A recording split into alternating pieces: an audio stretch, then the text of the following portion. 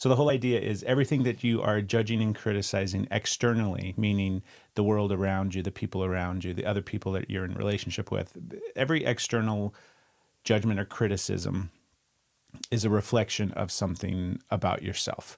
Now it's slippery because it's not every judgment or criticism, right?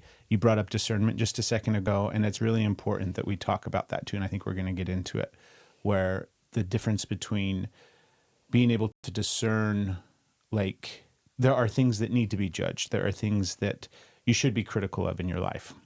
And there's also the flip side of it, where all of those things that you would judge or criticize oftentimes are a reflection of you. It's just really simple like that.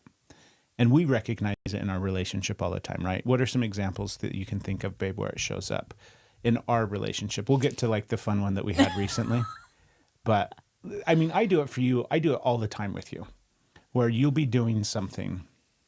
And in my head, I will be sitting there judging you. I'll be like, seriously? Are you doing that again? And then if I really get curious and if I really stop and look and reflect and explore and sit with it, it's behavior that I'm guilty of. Yeah. Like every single time. And I'm trying to come up with one right now. I should have had a couple in my back pocket, but right. I can't think of any right off the top of my head. I don't have one specifically, but one like a scenario that comes up that we experience and we get to like bring light on into our relationship a lot is if you're feeling a certain way, there's a good chance I am. And if I'm feeling a certain way, there's a good chance you are. And it's not in a, oh, we feel the same things and we're always on the same. It's not that. It's just like this. If I'm feeling judged, if I'm feeling criticized, if I'm feeling ignored, if I'm feeling pushed aside, and I like have this resentment coming up that I'm projecting at you, chances are you're feeling the same. And that used to be a sticky one for me. I was like, oh, sure, way to scoot responsibility. Like, I can't be feeling that way because you are, or like, this whole dynamic of it. And that one was really hard because it felt like it was so invalidating my feelings. And I was slow to that. And I think you brought that first. There's a good chance, if you're feeling it, I'm feeling it. And it started to really solidify. And I saw the way that it was playing out when you would get to go first with your emotions. And like when okay, let me try and back this up. Maybe we can slow this down a little bit, because this is a really important thing, I think, that happens in our relationship all the time, where we will be in the midst of processing something.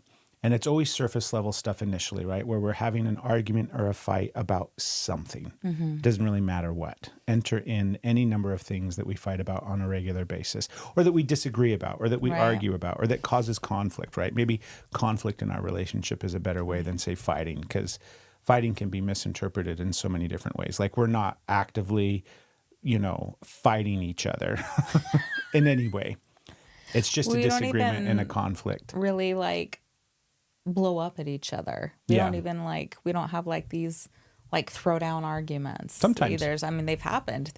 Yeah, sometimes. Thankfully I'm really calm and patient in this relationship, so we don't. But what we find is that when we really start to slow down and talk through things, oftentimes we're having some of these real base emotional responses where we're both feeling like, we'll both feel invalidated at times. We'll both feel unloved. We'll both feel unheard. We'll both feel scared. We'll both have these real basic core need feelings that are down at the root of everything. And then we come up from that, and that's where it's all the coping mechanisms and all the behaviors and all the things that we're doing to protect that little tiny part of us that is feeling sad, scared, alone, right, unloved. We were meant to be. We were meant to be. We were meant to be.